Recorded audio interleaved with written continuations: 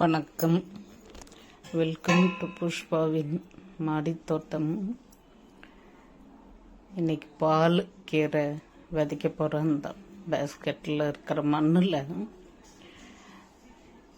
இந்த மண் போட்டு வச்சு 20 நாளைக்கிட்ட ஆயிடுச்சு. நம்ம அந்த மண் போட்ட உடனே விதை போட்டால் கண்டிப்பாக முளைக்கிறதில்ல. எந்த விதைய போட்டாலும் முளைச்சி வர்றது கிடையாது. அந்த மண்ணுக்குண்டான ஒரு தன்மை அது இருந்தால் மட்டும்தான் விதைங்க முளைச்சி வருது. இப்போ இதில் இந்த களை செடிங்க முளைச்சி வந்துருக்கு பாருங்க. காணாமலை, கீரை செடி, நெல்லி விதைங்க எல்லாம் முளைச்சி வந்திருக்கு. இப்போ தான் அது எந்த விதை போட்டாலும் முளைக்கிறதுக்கு ரெடியாக இருக்குது இந்த மண். இது போட்டு வச்ச உடனே நான் விதை போட்டேன், கீரை விதை. ஆனால் அது ஒரு விதை கூட முளைக்கலை. காரணம் இப்போ தெரியுது நம்மளுக்கு.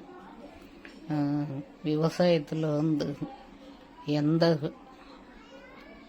விவசாயம் பயிர் பண்ணணுன்னாலும் 10 நாளைக்கு முன்னாடி ஓட்டி மண்ணை பொலப்பொலப்பாகும், மேலுதும் கீழுதுமா அந்த மண்ணை போக நல்ல தரமாக ஓட்டி